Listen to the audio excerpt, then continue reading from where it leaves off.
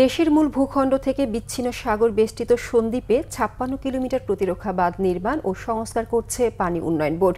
এতে ভাঙন থেকে রক্ষা পাবে দ্বীপবাসীর ঘরবাড়ি, চাষযোগ্য হবে অনাবাদি ১৮,০০০ হেক্টর জমি, বাড়বে নাগরিক সুবিধা। জোয়ার জলোচ্ছ্বাসে পানি না ওঠায় এ বাঁধ ঘিরে নতুন স্বপ্ন বুনছে সন্দ্বীপবাসী। চট্টগ্রাম থেকে নাসির উদ্দিনের রিপোর্ট।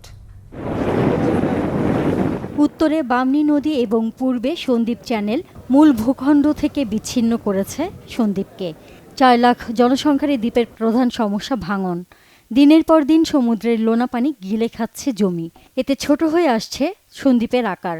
জোয়ার জলোচ্ছ্বাস, প্লাবন, ঘূর্ণিঝড়ে বিপর্যস্ত এ দ্বীপের জনজীবন। লবণাক্ত পানির অবাধ প্রবেশে বিস্তীর্ণ জমি পড়ে থাকে অনাবাদি, সহায় সম্বল হারিয়ে নিঃস্ব অনেকে।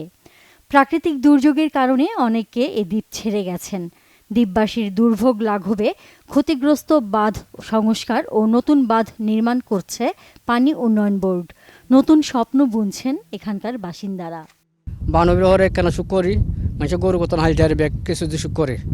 এখন বালা আছি, এখন হানি কেজি উঠে না, এখন খুব শান্তিতে আছি। জোয়ার আসলেই ধরেন সব আতঙ্কতে থাকতাম, আমরা গরু বস পালতে পারতাম না, এই যে ধান করলে চলে যাইতো, ৮-১০ বার লাগানোর পরও হইতো না।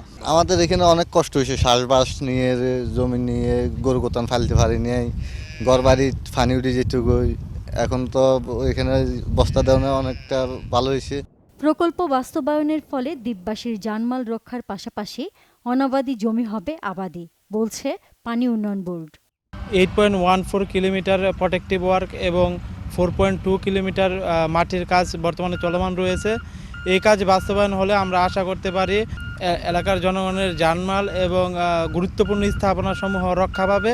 এরই মধ্যে প্রথম ভাগে ৯.৮ কিলোমিটার প্রতিরক্ষা বাঁধ সংস্কার শেষ হয়েছে। প্রায় ৫৬২ কোটি টাকা ব্যয়ে দ্বিতীয় ভাগে আরও প্রায় ১২.৫ কিলোমিটার বাঁধের ঢাল ও তীর সংরক্ষণের কাজ চলছে। পুরো সন্দ্বীপের চতুর্দিকে আমাদের বাঁধ আছে ৫৬ কিলোমিটার, এবং এর সাথে আমরা এই যে সারিকাহাইত, মগধরা, রহমতপুর, কালাপানিয়া এই ইউনিয়নগুলোতে যেই জায়গাগুলোতে বাঁধ দুর্বল রয়েছে সবগুলো জায়গায় আমরা বাঁধ মেরামতের কাজ হাতে নিয়েছি, এবং আমরা আশা করছি আমাদের প্রকল্প বাস্তবায়ন হলে সন্দ্বীপ উপজেলায় আর এই জোয়ারের পানি প্রবেশের হাত থেকে রক্ষা পাবে। ২০২৭ সালে শেষ হবে পানি উন্নয়ন বোর্ডের এ কর্মযজ্ঞ। Bangla Vision news desk.